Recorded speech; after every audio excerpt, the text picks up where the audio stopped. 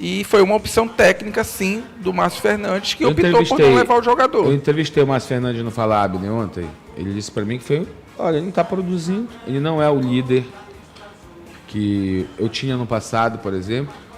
Ele falou que esse time não tem líder, que ele vê no goleiro do Paysandu uma característica de líder, mas não tem, que no ano passado ele tinha aquele jogador que pede bola esculhambava com ele aqui, que ele já estava velho. Robinho. O Robinho era um líder, né? E ontem eu vi uma entrevista do volante que está machucado do Paysandu, o Vilela. Ele teria uma certa cara. O Vilela tem. Para te ver como são as coisas, né? O Vilela podia estar na casa dele.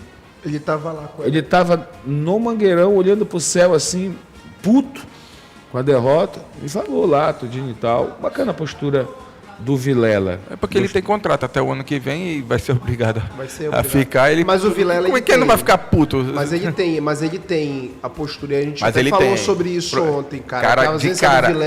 Cara de caráter, trabalhador e honra a camisa. Eu me lembro de um fato do Vilela, que a gente na Curuzu, a gente tem acesso à parte deles treinando, né? Na academia lá da Curuzu. E naquela época, o Vilela, ele estava sendo muito criticado. Na minha visão, erroneamente, mas enfim, a visão da maioria da torcida.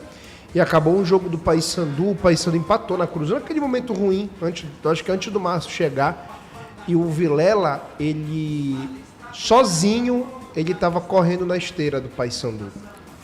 E na época ele era criticado. E jogador que é considerado ídolo do clube... ídolo não, que o Paysandu nesse elenco não tem um ídolo. Querido, veio com aquela enganação de jogador de futebol, né, que tem, não faz isso, entendeu? Não tem esse comprometimento. Olha só, a gente vai falar do Paysandu e vamos passar pro Remo daqui a pouquinho, tá? E do clássico, todo mundo assistiu o clássico. Claro que vocês querem saber a nossa visão de algumas coisas, de repente a gente vai falar. Mas o Paysandu, eu quero aqui enaltecer os jogadores que brigaram até o final e não ganharam por incompetência de finalização, poderiam ter vencido no final do jogo. E o Márcio Fernandes, que diferente do Guto, ele conhecia o Repá, né? E ele, no segundo tempo, colocou o Guto na roda e o Remo também, fazendo com que o Remo se abalasse psicologicamente, caísse de produção totalmente no jogo. Aí vieram as mexidas do Guto também, que reforçaram e a qualidade do banco, né? A qualidade do banco, e aí deu o Remo nesse gol de falta. Mas o Márcio, ele pode cair com o Paysandu, tranquilamente, mas tem feito o papel dele com honradez, né, Michel? Cara, a fila de desculpa na Curuzu já devia estar montada e o Roger deveria ser o primeiro a pedir desculpa ao Márcio. E o projeto, para mim, do ano que vem, ele passa pela manutenção do Frontini, do Cauê e do Márcio. Não vai ficar. Vocês vão querer ficar? E do Márcio. Não vai ficar o Márcio porque o Roger ele é ingrato. Porque o Roger não reconhece no Márcio um bom treinador. Um bom treinador. Tá? Desculpa, Roger, somos irmãos, somos amigos, mas uma coisa é uma coisa, outra coisa é outra coisa. Beleza? E eu, se fosse o Márcio, nunca mais treinava o Paysandu. E assim, a título... E apagava da memória o Paysandu pela falta de respeito que vocês têm com o Márcio. E só para essa é a minha opinião, tá? É só para dar exemplo da falta de respeito com um profissional que mostrou mais uma vez qualidade. O Márcio consegue tirar do Paysandu em um clássico. O Paysandu vai para o jogo sem bicho, sem motivação nenhuma, e os jogadores entregaram o que eles entregaram porque o Márcio conseguiu botar na mente dos jogadores de que era preciso entregar o mínimo para a torcida, e o Paysandu foi lá e entregou, tanto que a gente viu a torcida aos 40 minutos gritando, acreditando e indo com os jogadores. E a prova de que o Paysandu realmente não valoriza o Márcio, e aí eu não vou expor o profissional, é a situação salarial. Tanto o Márcio quanto o Frontini vieram para o Paysandu numa pedida salarial muito baixa. O Márcio embarcou de lá, o Márcio embarcou de São Paulo para Belém, nessa vinda última, sem saber quanto ele ia ganhar, sem contrato estar assinado. Chegou aqui, quanto ofereceram para ele, ele aceitou. E assim, e aí a disparidade vai quando você vai avaliar. Pro padrão, foi uma gorjeta. Porque o que foi oferecido para outros profissionais no mercado, quando o Paysandu estava sem treinador, e o que o Paysandu fechou com o Márcio, a disparidade é muito grande. Então, o profissional Márcio Fernandes precisa ser valorizado, porque ele mesmo tendo o rebaixamento nas costas, mas o que o Paysandu entregou e melhorou, provou que o erro, lá no início da temporada, quando ele foi demitido com 6 jogos, o erro não era dele. E depois porque de uma avaliação no jogo em Bragança, no gramado, em que tu não Bragança. podes avaliar ninguém, cara. E aí, quando você contrata, e aí agora eu posso expor, porque o cara não está mais aqui, ele já está com outro contrato, quando você contrata o Cavalieri por 120 mil e o PK por 100 mil, e você dá um valor bem menor para os que estão aí honrando a camisa agora, como o Brian, Edilson, Thalisson, Vilela. É por isso que os caras ficam putos. É por isso que o Boraço foi embora e não aceitou 70 mil. E foi ganhar o mesmo lá no Criciúma. A catástrofe. Porque olha pro Cavalieri ganhando 120. A catástrofe do Paysandu, ela iniciou quando o Paysandu virou as costas para os caras que salvaram da queda no ano passado. Isso mesmo. Faz a lista aí, Michel, tu que é melhor.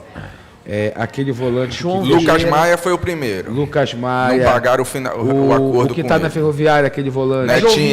Netinho. João Vieira foi antes. E a maior sacanagem, o Cijan Dias virou até lateral direito, está arrebentando no Atlético Goianiense. Olha só, foi bem na ponte. Bem na ponte. O cara mais sacaneado no Paysandu de jogador. O Wesley Garcia, o Fabiano tá falando. Wesley Garcia, ninguém ganha do Márcio como sacanagem.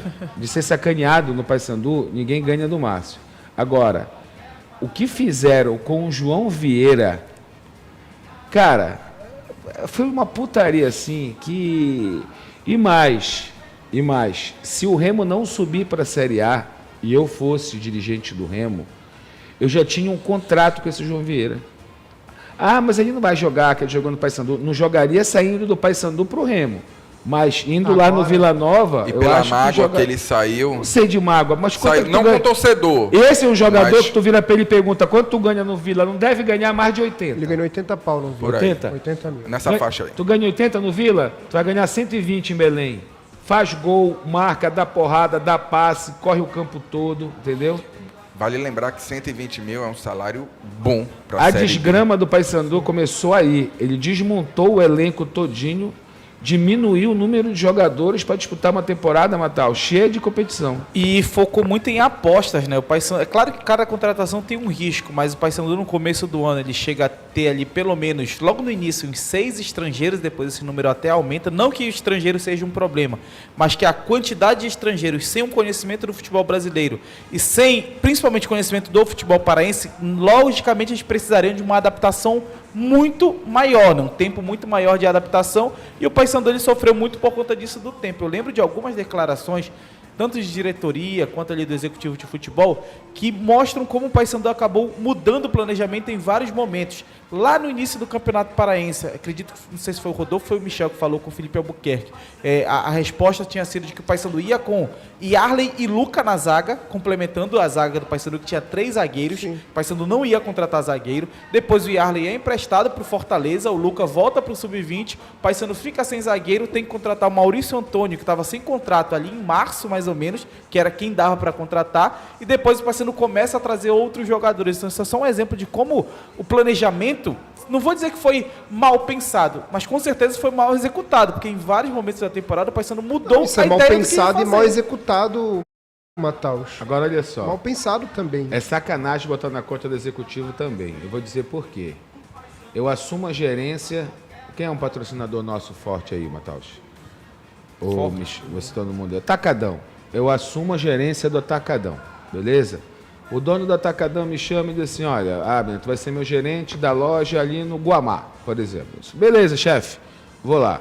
Aí chego lá, primeiro dia, olho lá, beleza, vou pro setor de compras lá e digo assim, vamos lá, vamos comprar. Não, só pode comprar 50 centavos. Como assim, mestre? Dá 1 milhão a conta. Não, só porque a gente está agora baixando, não tem grana, estamos ruim, que não é o caso do Atacadão, que o Atacadão está gigante. Mas vamos lá. Foi o que fizeram com o executivo, cara. O Felipe. Com o Felipe Albuquerque, cara. Eu vou botar só uma vírgula no que tu falou, concordo. Estou protegendo o Felipe Albuquerque, ele é meu parente. Mas é verdade. Ele me dizia isso na época. Acho que eu concordo em parte com o que tu falou. Porque é o seguinte, se você for olhar o dinheiro até que tinha, o Paysandu paga 120 mil pro Cavalieri, paga 100 mil pro PK, paga 70 mil pro Del Valle.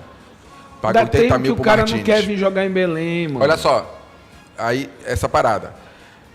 Aí ele traz esse tipo de jogador. O dinheiro tinha, só que o Paysandu não tinha Nome no o mercado. nome no mercado para poder trazer. O Paysandu estava extremamente... Aí que entra não Terminou a culpa total temporada não- ruim devendo ano passado, Exatamente. né? O Paysandu estava extremamente queimado no mercado e o Felipe foi obrigado, juntamente com... Esqueci o nome do analista lá, que era do Fortaleza. Eu nunca sei o nome de nenhum. Eu Analista. esqueci o nome do O analista Rafael lá. Arerê diz, está feito o corte. Abner defende Felipe Albuquerque. Ei, meu irmão, se eu tivesse Não, que defender... mas é isso. Não, se eu tivesse que defender, eu defendia. Se tem um cara que tá cagando para ser cancelado na internet, tudinho, sou eu.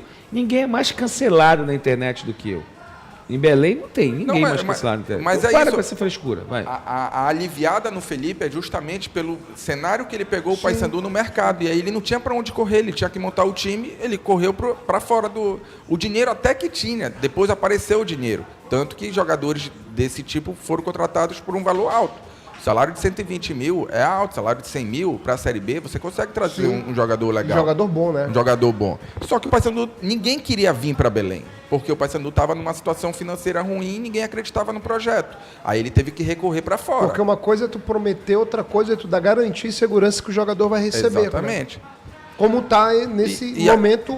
É só lembrar Paysandu, que o Lucas Maia saiu Sim. indo para a justiça. O Paysandu estava Baita extremamente zagueiro, né, queimado. cara? Então, assim, a culpa do Felipe existe na montagem do elenco? Existe.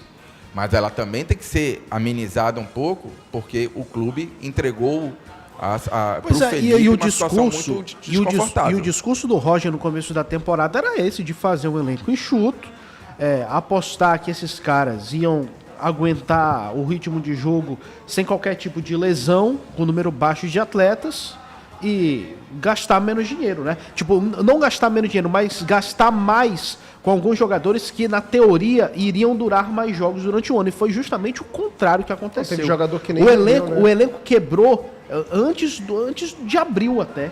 O elenco começou a se desmontar fisicamente ali por Abril, maio. O Paysandu já tava com o elenco jogador estourado, o Rossi tá estourado. E aí comprometeu todo o restante da temporada, que o Paysandu joga a Copa Verde, joga a Copa do Brasil, joga o início da Série B, e principalmente estraga o início de Brasileiro. Se o Paysandu não faz aquele início trágico de Série B, não estava acontecendo isso agora. E eu volto naquele discurso que eu fiz de novo lá entre maio e abril, do Paysandu escolher prioridades. Paysandu escolheu apostar na Copa Verde e no Campeonato Paraense e negligenciou a Série B. Negligenciou no sentido não de colocar reserva para jogar na Série B, mas não teve gás para jogar a Série B. Olha, E a gente fala tanto de regionalismo e tal, de o pessoal se contentar somente com as coisas daqui, não ter ambição nacional, de que agora tá pagando preço aí, cara. Tá bom. Vamos falar de quem ganhou? Tu já quer te aparecer já. Olha, o Marcelo Rangel